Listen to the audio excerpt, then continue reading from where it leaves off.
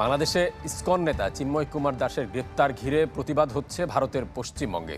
গোটা কলকাতায় আগুন জ্বালানোর হুঁশিয়ারি দেয় বিজেপি।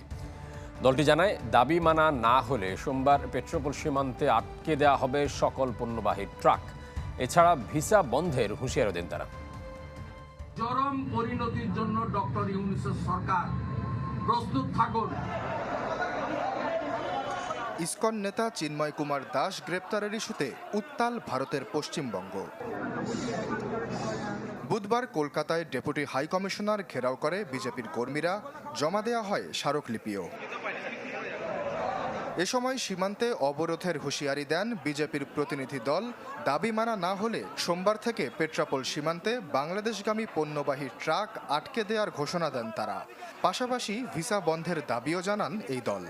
ইউনিট সরকার থেকে কোনো একটা স্টেটমেন্ট নেই, কোনো ব্যবস্থা নেই।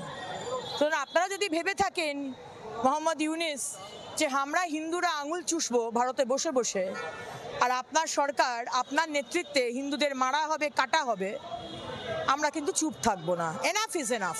এই প্রশাসককে বলতে চাই, নুন আপনার আছে, আয়োডিনটা ভারতের।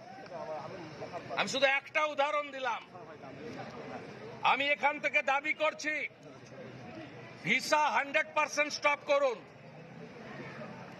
আমরা প্রয়োজন হলে একদিন অপেক্ষা করে ভিসা দপ্তরে যাব, এখানে ভিসা সেন্টারে। খুব শিগগিরই কলকাতার সেক্টর 5-এ বাংলাদেশের ভিসা সেন্টারে বিক্ষোভ সহ একাধিক কর্মসূচির পরিকল্পনার কথাও জানায় গেরুয়া শিবির।